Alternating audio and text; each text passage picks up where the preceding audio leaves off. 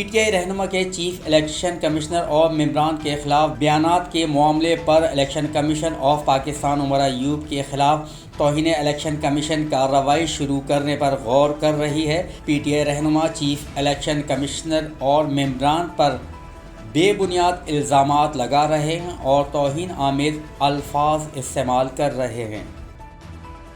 وزیر اعلیٰ پنجاب مریم نواز کے ویژن ڈیجیٹل پنجاب کے تحت آن لائن رہائشی بلڈنگ پلان کی منظوری کا آغاز کر دیا گیا۔ وزیر اعلیٰ مریم نواز شریف کی ہدایت پر لاہور ڈیولپمنٹ اتھارٹی میں آن لائن رہائشی بلڈنگ پلان کی منظوری کا آغاز کر دیا گیا۔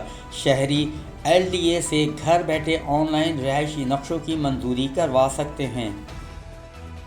سیکیورٹی فورسز نے بلوچستان کے مختلف علاقوں میں کارروائی کرتے ہوئے 21 دہشت گردوں کو ہلاک کر دیا۔ دہشت گردوں کے عزائم کو ناکام بنا دیا گیا۔ آئی ایس پی آر نے جاری بیان میں بتایا کہ بلوچستان کے مختلف علاقوں میں دہشت گردوں نے بزدلانہ حملے کیے۔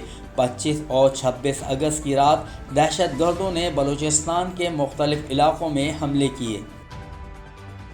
کراچی کے مختلف علاقوں میں تیز ہواؤں کے ساتھ موسلا دھار بارش کا آغاز ہو گیا۔ کئی علاقوں میں سڑکوں پر پانی جمع ہو گیا۔ محکمہ موسمیات کی پیش گوئی کے مطابق شہر قائد میں تیز ہواؤں کے ساتھ بارش شروع ہو چکی ہے۔ ملیر اور ایئرپورٹ کے اطراف میں گرج چمک کے ساتھ برسات ہوئی۔ شاہ لطیف ٹاؤن، پورٹ قاسم، گلشن حدید اور گلشن اقبال میں بھی بارش ہوئی۔ وفاقی وزیر قانون اعظم نذیر تارڑ نے دو ٹوک کہا کہ چیف جسٹس پاکستان کی تعیناتی آئینی طریقہ کار کے مطابق ہوگی۔ جب چیف جسٹس پاکستان ریٹائر ہوں گے تو سینئر موسٹ جگہ لیں گے۔ اپنے بیان میں اعظم نذیر تارڑ نے واضح کیا کہ افواہوں کا کوئی علاج نہیں، چیف جسٹس سے متعلق آن ریکارڈ ہوں۔